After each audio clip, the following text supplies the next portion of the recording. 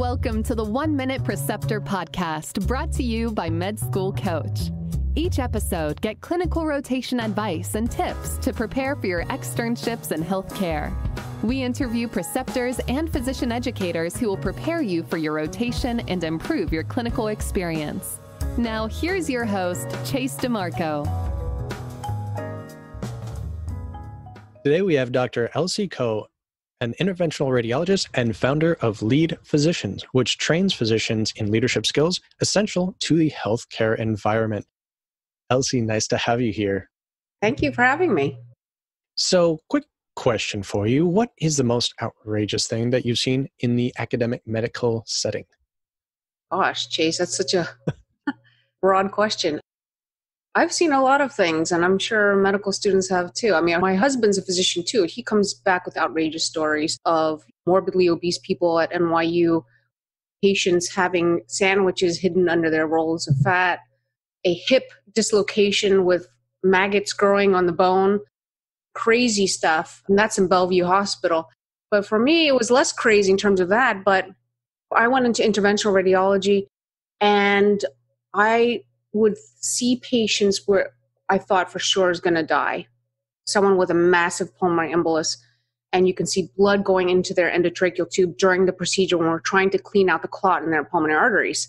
But the next thing I know, like a month later, the guy stops by the interventional suite and says, "Thank you very much and see you later." And we're like, what? Wait a minute. That's the same patient who was like hemorrhaging on our table. Just some of the craziest things. It's just amazing what we can do for patients. You don't even realize.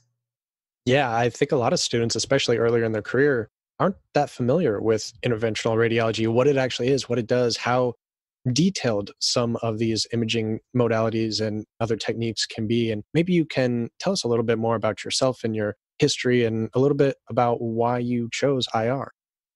I would encourage more medical students, and especially women, because the paucity of women in this field, 8 to 9%. When I went to it was only 1%. But basically, it's doing procedures under X-ray guidance, CT, ultrasound, MRI, using imaging to do minimally invasive surgery. And I'm even super specialized on top of that. So you'll see interventional radiologists working in the hospital. You'll see them working in the outpatient center. You'll see them in private practice and academics. There's a variety of things. If you like technology and if you like the patient contact and you like radiology, you like the imaging aspect, and you're really good with your hands, this is the field for you. I love it. Yeah, I think the first time I even heard of interventional radiology was probably the end of my second year. So it definitely wasn't something that really was parsed out as far as the different subspecialties in radiology. You kind of, as you're studying in the textbooks, you just consider everything in one specialty. You don't notice how far down it can go, how specialized and subspecialized everything can get, all the branches associated, I guess. Right, absolutely. And I found interventional radiology my fourth year in medical school during a sub-internship. There was a student ahead of me by 1 year, and he was really interested in it. If you want to figure out what you really want, don't let just luck find you. You need to go out there and figure it out. So you need to go figure out what are all the different fields. Go immerse yourself in what's available. If you like technology, if you like making diagnosis and the academic side, do you like to research? Do you like to have patient contact or not? Do you like to engage in conversations and discussions about the possible differential diagnosis and want to go into primary care? There's just so many different avenues that you can go to that you probably don't even know. And sometimes they don't introduce them to you in medical school. And it's a matter of networking with people, talking to people, just putting yourself out there like you haven't before. And maybe you're shy, maybe you're not used to. I was like that. And certainly I'm telling you now as a much more confident person than I was back then. So I'm just saying, try to make your new mantra that you're comfortable being uncomfortable. If you push yourself a little bit to discomfort and you start researching and looking, and instead of just letting things happen randomly to you, then you're going to be so much happier in the long run. Yeah, networking early seems to be something I'm hearing more and more from physicians now. And it's not always easy to make those networks, especially if it's outside of your own school, your class, your small group within the medical field at that point in time. So if someone was interested in maybe learning more about this, but was on the fence, they weren't quite sure if they wanted to go out of their way to find a clinical rotation, for instance, in this specialty, because they maybe don't have one available at their school or limited numbers. What are some things they might want to know ahead of time? Some interesting facts about this subspecialty? The good news about this generation going into medicine is you guys have the internet. I didn't have that. I mean, I had what I had right there in my local environment, and that was it. You guys can search YouTube. You can actually see what interventional radiologists are doing. They show you exactly how we're scrubbed in, what we're doing with the wires, catheters, and balloons, what kind of procedures are out there. It's all out there. It's amazing. And if you wanted to speak with somebody, their societies, the Society of Interventional Radiologists, they do see there are medical students who go to the national meetings. And now that it's probably going to be virtual, you can attend a virtual meeting and you can meet residents, I'm sure, who are interventional radiologists, and even faculty members at different academic institutions.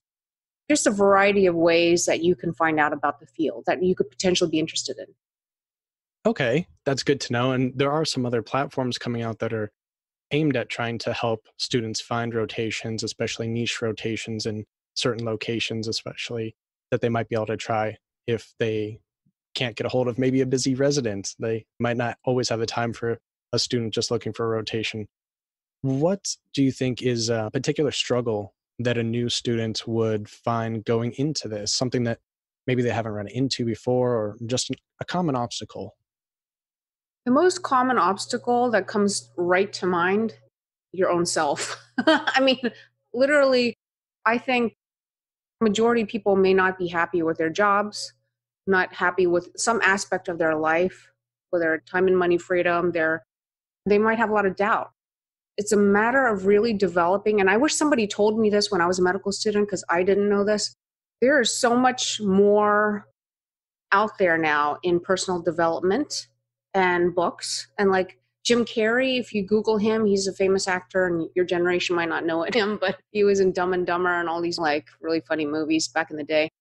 He was a starving artist. He was not famous at all when he first started out. And he went to the self-help section in the bookstore. You don't have to do that anymore. You could order on Amazon or, Barnes & Noble, whatever bookstore. And he would start reading books. There's so many books like Think and Grow Rich by Napoleon Hill.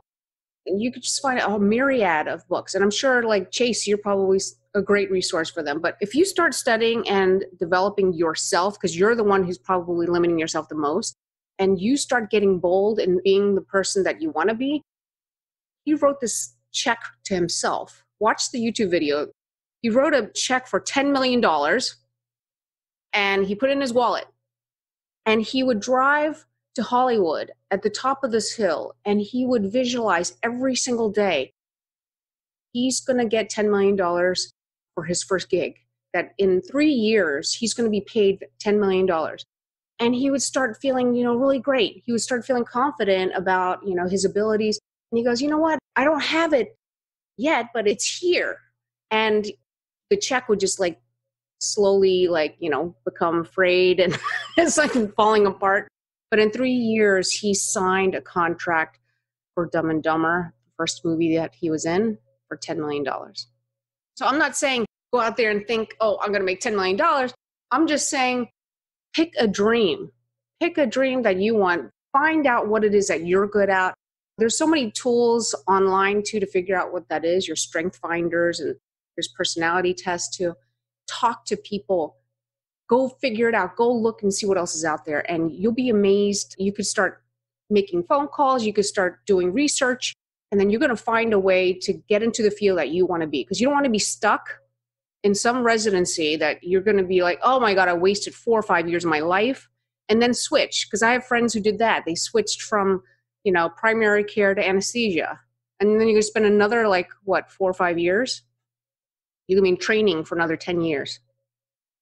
So I kind of take away here a very important aspect. I think I was just having a conversation with someone recently about this, is to really think of your ultimate goal, your dream, that end point, and then everything along the way is just one of those pathways, those obstacles that you need to get past to get to your dream, instead of focusing on the obstacle itself, like focusing on school, focusing on a rotation. That's just a stumbling point. You need to have a bigger picture instead of just being the working ant, looking down at the ground and doing your job. And as you get along, you go along your way. You need to be like the eagle in the sky, looking down at what am I doing? Where am I going? Who am I? And work from that vision almost as if it's already happened to you. Like, I'm going to say, if I'm a medical student and I'm like, wow, I really love interventional radiology. I love the technology. I love the personality of the people who it attracts, because we're really different from vascular surgeons who do the same procedures, or cardiologists. I'm biased, I know. You visualize, you do your rotation, you really love it. You visualize yourself being in a very successful practice. And you write it down. Write it down. Like, if you write it down, you're twice as likely to happen. That's what studies show. Write it down and read that every day. With that in the forefront of your mind, you're going to take steps that you wouldn't have otherwise. I think that is great advice, and maybe keeping some sort of journal of not only your end goals, but some of the steps that maybe you're making, and show those little small successes along the way that help to keep you motivated, especially for long periods of time when you have these really large goals. Sometimes just waiting for that goal. So one of my mentors, Bob Proctor, look him up on YouTube. He's phenomenal. He's going to be 86, I think, pretty soon, or maybe he just turned 86. He basically says there's 3 types of goals. Okay, there's an A-type goal. It's like your everyday to-do list. A B-type goal is something that you really would love to have, but it wouldn't take that much work for you to get it. Say you had a Jeep, and it's a 1998 Jeep, but you really want to have the 2020 Jeep. So it's just going to be a little bit harder because you're going to have to work at it to get the money and the finances, whatever. It's just like something similar, but it's just, it's not a dream goal. A C-type goal is something that is a dream goal, something you've never done before, something that would get you really excited, that really resonates with your core values and wouldn't hurt anybody. That's what you need to have on your goal card. And then every day, what you should do, if you're going to talk about journaling, is not only read or write that goal down, but then write 3 small action steps that I'm going to take today to work towards my goal. And it might be the type A goal, right? Because you're doing your to-do list. Or it could be a B-type goal because this is how I'm going to get there. How am I going to get from New York to Los Angeles? I need to get to Chicago first. And then I'm going to get to Denver. And then I'm going to get to Los Angeles. So that's how it works. All successful people do that, unconsciously or not. That's how they do it. They think about what they want. They have a vision. You need to have a vision. I was going to save some of the more leadership type discussions till later, but since we're already in here, this is extremely interesting information. I like these things. I tried to add more to my personal use all the time, but sometimes it can be difficult. Sometimes you fall off track. You don't keep as good of records as you should have, or some other way, you just kind of lose your momentum. Since you deal with physicians in leadership roles and training them in these skills, do you have any specific advice maybe for the medical student that might be struggling or just needing more tools to succeed? Yeah, so find a mentor that you want to emulate. Be a great follower. In order to be a great leader, you want to be a great follower. What does it mean to be a great follower? And watch, be very observant about the different leadership styles that you see, because you're going to see ones that you don't like and you don't want to be like. Now, I've seen plenty of those when in residency. And then you're going to see ones that you're just, wow, you're amazed. And surround yourself with people that you're attracted to in that way. Because I feel like in medical school and residency, we're not taught leadership. And some people are lucky because they found people who they wanted to follow and they went for them. So you need to put yourself in the right direction. Surround yourself with 5 people. The 5 people you hang out with the most are the most important people to your development. If you have a lot of naysayers in your friend group, it's time to say goodbye. You can still be friends with them. They could be acquaintances, but they're not going to be your closest friends. So that's my most important advice to you. And then use all the rich internet resources and books right now. That's the beginning of your journey as personal development. If you know that you're not a great leader right now, but maybe you want to be and you want to be stronger, more confident, start reading some books. Some great books out there. Yeah, and a resource that I think students often overlook and something I use all the time is just your local library. They have a lot of audiobooks and digital ebooks for many of the most popular leadership, finance, any kind of book out there you could think of through your local library. So it's a great resource, especially for those of us on a budget. That's right. Absolutely. There's so many books out there. And then you could, share with your friends. Find people who want to do the same thing, and you could just trade books. Oh, I'm going to buy this book, you buy that, and we'll swap or whatever. So That's a good idea. I know some states even have book swaps in neighborhoods. You can drop oh off one and yeah. pick up another. It's really cool. Are there any skills that a preceptor or instructor in IR might want to develop or be better at to become a better teacher for their students? Yeah, absolutely. It's so important when you're talking to an audience, whether it's residents or medical students or the public or other physicians who are already attending, then it's very important to understand where they come from. So if you're just giving the same talk, all the group, the same exact talk, it's just going to go over people's heads. So you need to understand, that's why I'm asking you, who am I talking to here? Because before we got on this call, talking to the medical students, I need to understand where they're coming from. And I know where you're coming from because I've been there. So it's really important not only to listen for the questions. So if I'm talking over your head, we're not exchanging words with medical students and myself, I could do that.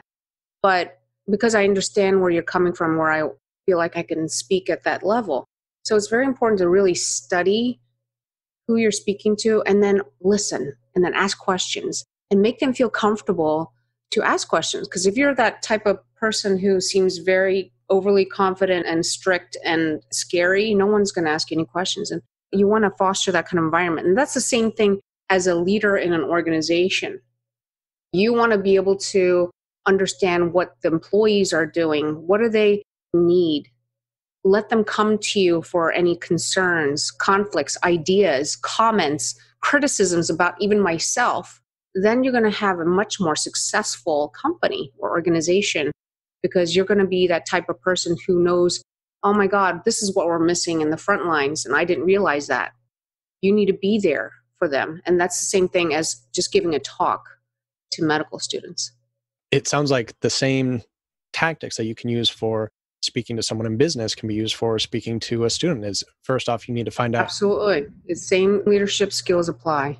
Find out where they're at and then how you can get the information to them in a way that they'll understand. I used to be really scared to raise my hand in class or really scared to speak in front of people. And that's something that you can learn. I used to be that scared rabbit. My hands would start sweating and I have dry hands. And the words would not come out because I'm just so scared about what other people think about me. So there are skills to learn. And now when I speak on stage, it's like I'm talking to you. It's like I'm talking to you in my family room over coffee and I'm petting my dog. It's just like I'm in my pajamas and I'm talking to you. So it's learning how to focus your attention not on yourself. It's focusing on not what people think about me. It's what does the audience think of themselves? We've covered a lot of questions regarding students and preceptors now. Well, one on preceptors in particular. And I know you have a lot more information for the medical student audience or even the instructor preceptor audience. What are some good ways to get in touch with you? So you can follow me on social media. I know the younger generation, like my kids are 18 and almost 16, and they don't do Facebook. But I am on LinkedIn. I started Instagram, YouTube, and really a lot of on Facebook. So I have a ton of videos that I'm putting out with interviews of other physician leaders to talk about leadership. And you can reach out to me there. I think that's very important for even the student audience to look out for, is just to gain some insights from physician leaders right now, ones to potentially model themselves after. They might not have a local coach or mentor, but they can use your lectures, your interviews to base their future actions off of and get some great advice from. Yes, and I understand that, medical students and residents can't afford the coaching that I deliver to physicians. And so I've developed this whole online platform to really teach physician leadership through what I've learned in my past and through networking with so many other physicians and how they got successful. My new course is launching this summer.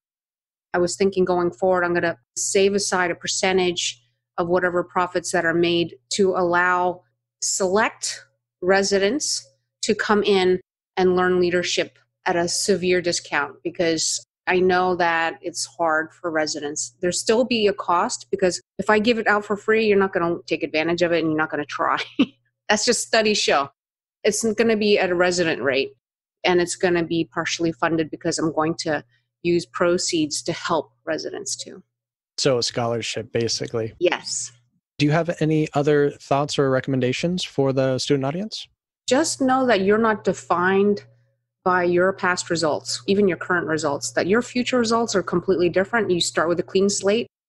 If you've had so many failures in the past, that doesn't define you. Your report card, if your parents are telling you, oh my God, I can't believe you didn't get to where you're supposed to be, don't even listen to that. Your future is not defined by your past. It's defined by right now, what you're going to do, the direction that you're going to point yourself in. Bob Proctor, my mentor, never even finished high school. I think he's multimillionaire or almost a billionaire.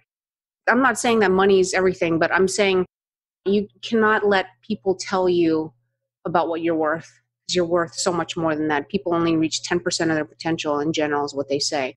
So switch that mindset and know that you have a God-given talent that you need to tap into. I think that is a great place to end this on. Dr. Elsie Koh, thank you so much for coming on the show today. Welcome. Thank you. Good luck to you, Chase. I love what you're doing. Thank you.